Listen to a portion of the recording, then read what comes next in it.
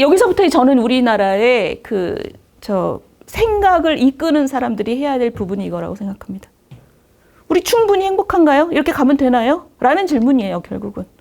여러분들도 이렇게 가면 돼요? 라는 질문이 여러분들도 맞습니다가 아니니까 대안 포럼을 만드신 거잖아요.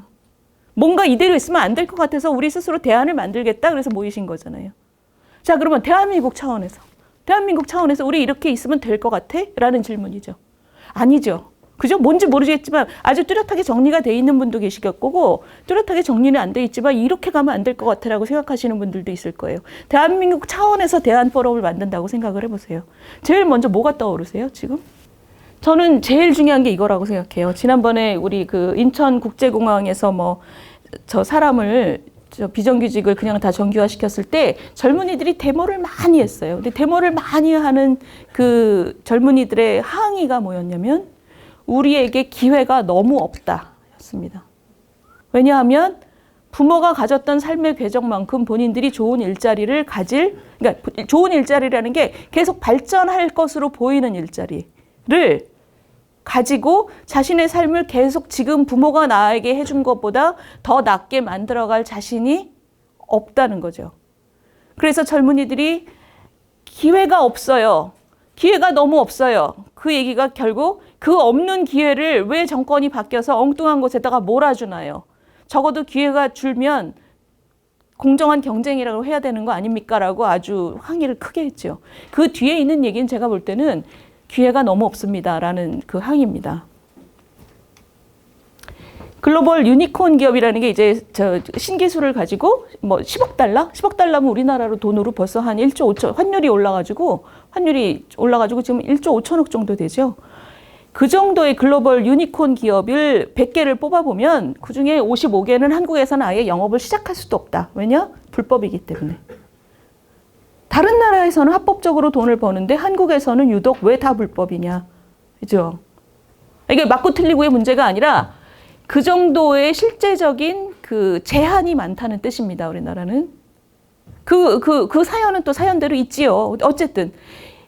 좋은 일자리를 많이 만들어내기 위해서는 굉장히 활력 있는 기업들이 많이 생겨야 되는데 우리나라는 원천적으로 지금 이런 기업들의 반 이상이 우리나라에서는 영업 자체가 불가능하다. 지난번에 우리 우버 택시 들어왔을 때 지금 80나라에서 우버 택시를 하고 있는데 우리나라는 전 세계에서 가장 빠른 속도로 불법화돼서 쫓겨났습니다. 우리나라가 지금 전 세계에서 경제 규모가 10등이잖아요. 근데 80나라에서 영업을 하고 있는 방식이 우리나라에서는 불법으로 싹이 잘렸어요. 우리나라의 어떤 특수성이 있는 거죠, 지금. 지금 동남아의 인도네시아, 말레이시아 이런 데도 하는데 우리는 안 된다.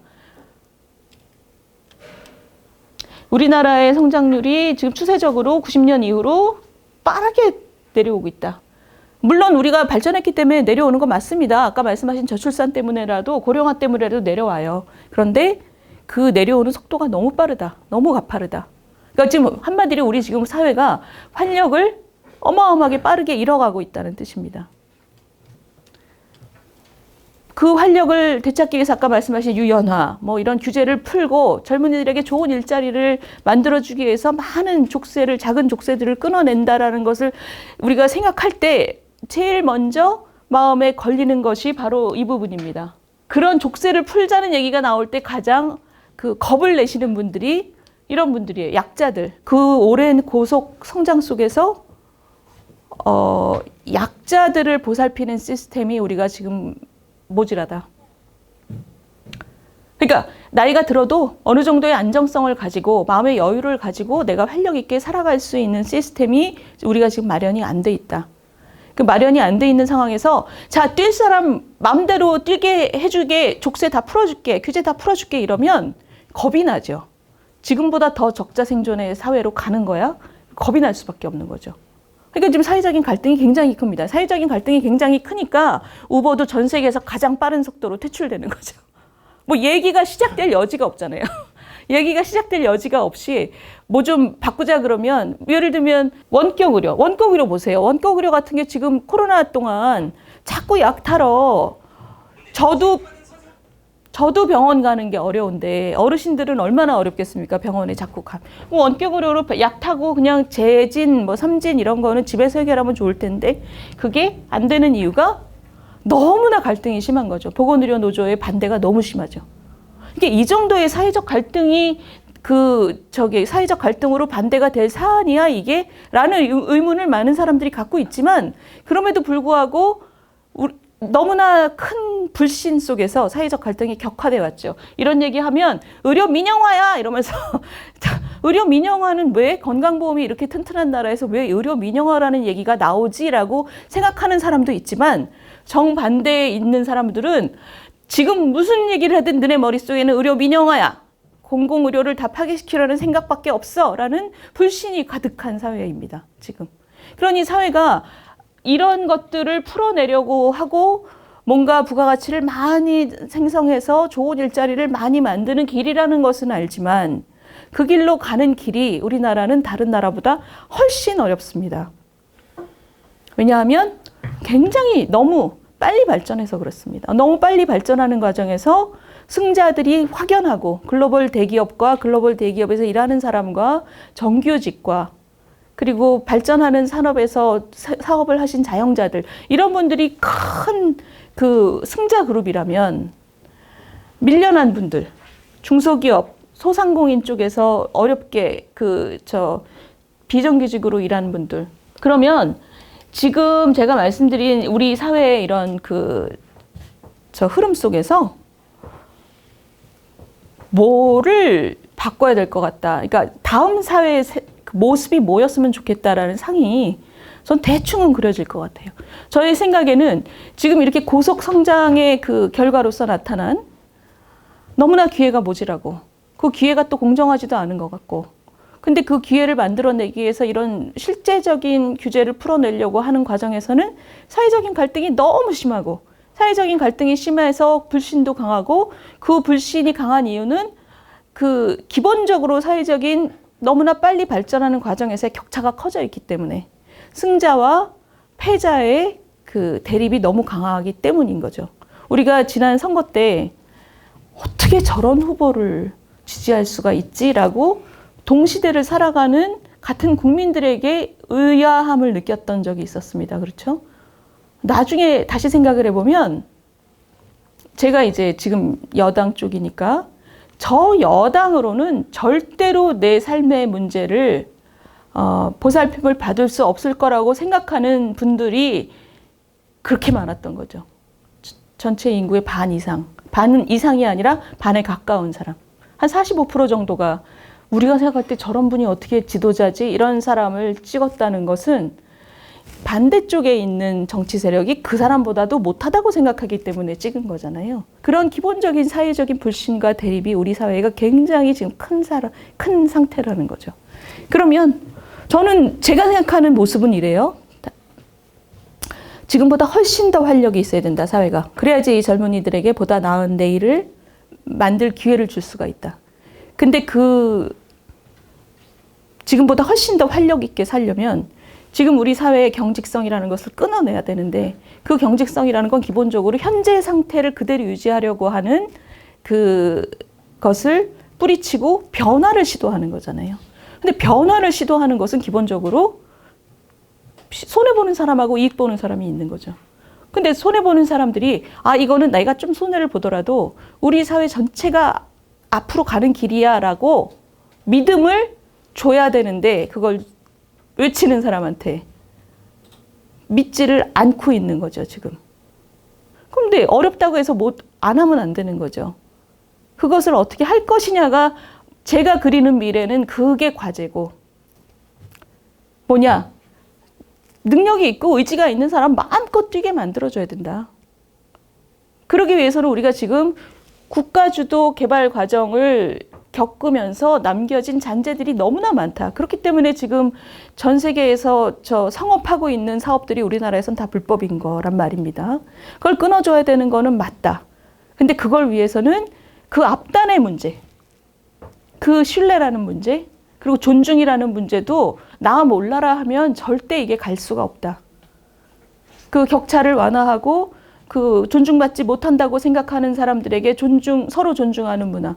제가 생각하는 미래라고 하면, 제가 생각하는 대안이라고 한다면, 우리가 산업화 시대를 겪었고, 그 절망과 기아에서 우리 스스로의 족쇄를 끊어낸 게 산업화라면, 생각하고 말하고 결사할 자유를 그런 갈망을 우리가 사회적인 에너지로 제도로 만들어낸 것이 민주화의 시대였다면, 지금 그 다음에 우리의 사회적인 과제는 뭐냐 그러면, 지금 이 잦아드는 활력의 시대에, 이 침체의 시대가 바로 앞에 있는 이 시대에, 그리고 격차와 대립의 시대, 진영화의 시대에서 뭔가 다시 뛰어야 되는데 옛날처럼 각자 도생으로 뛰는 게 아니라 남을 존중하면서 남을 배려하면서 손을 잡고 뛴다는 것을 우리 사회가 동의하는, 뭔가 마음껏 뛰면서도 내가 예전에 우리 50년 전, 40년 전, 30년 전과는 달리 훨씬 더 서로를 배려하면서 뛰는 사회라는 그림을 저는 갖고 있어요. 근데 우리가 지금 이 침체의 그 길 앞에서 대립과 침체와 불신이 또 다른 절망을 만들어내고 있는, 이렇게 잘 삶에도 불구하고 희망이 없다고 말하는 사람이 이렇게 많은 사회에서 이것을 에너지를 모아서 다음으로 가기 위해선 이제 정치의 역할이 필요한데, 보시면 최근에 있었던 가장 큰 사건이 이 안보 위협이죠. 우리 김정은이 막 저수지에서 미사일 쏴대고 사방에서 포를 쏴대고, 거기에 대한 정치권의 반응은 저는 좀 수준 이하라고 봅니다. 우길기를 거냐 인공기를 거냐, 이게 보통의 대한민국 국민들의 눈높이에 현저히 모자라는, 그죠? 대한민국 국민들이 이걸 보고 지금 저 얘기할 때야 이렇게 느끼잖아요. 지난주에 저거 있었죠? 우리 강원도에서 촉발된 그 채권시장이 이제 금리가 발작을 한다 그러는데, 발작을 하니까 이 사람들이 일요일 날 다 모여가지고 하는 총재하고 부총리, 뭐 금융위원장 이런 사람들이 다 모여서 필요한 만큼 돈을 다 쏟아붓겠다라고 발표를 했죠. 그 발작을 가라앉히기 위해서. 그 발작을 50조로 막지 못하면 아주 건전한 기업들이 줄도산을 하게 되거든요. 그런 사태를 막기 위해서 이분들이 일요일 날 나와서 이런 발표를 한 거예요.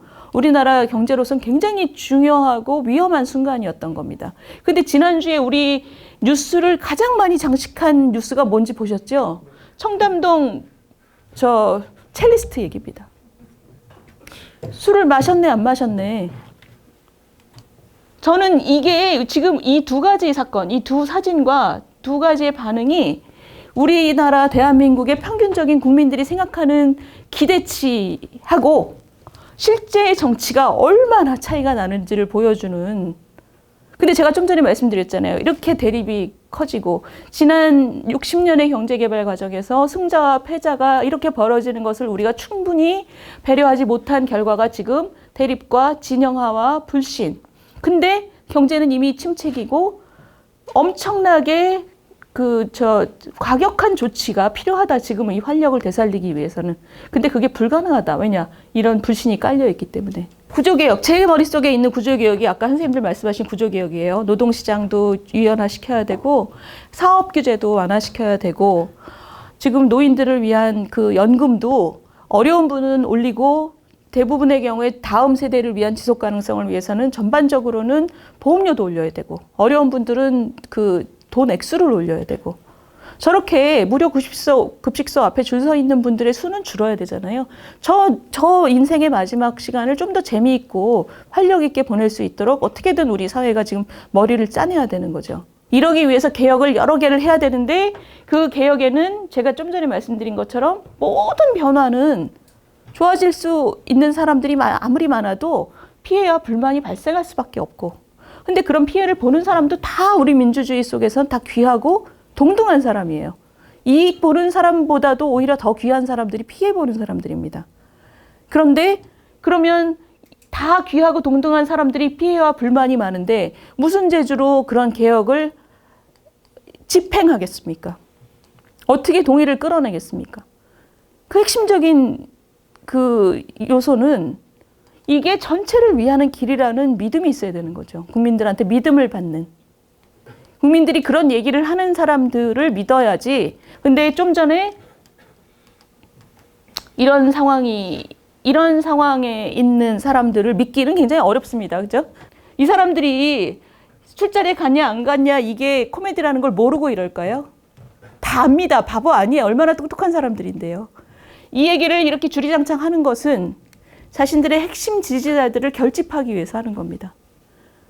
그런 정치가 우리가 지금 말씀드린 이런 복잡하고 우리 앞으로의 수십 년의 그 나라의 운명을 결정할 많은 과제를 해결하기는 굉장히 어렵다. 그래서 제가 지금 말씀드린 게 저는 제가 생각하는 대안이라는 것이 아직 좀 피상적이고 또 선생님들이 생각하는 대안하고 다를 가능성도 있고 다르면 더 좋죠.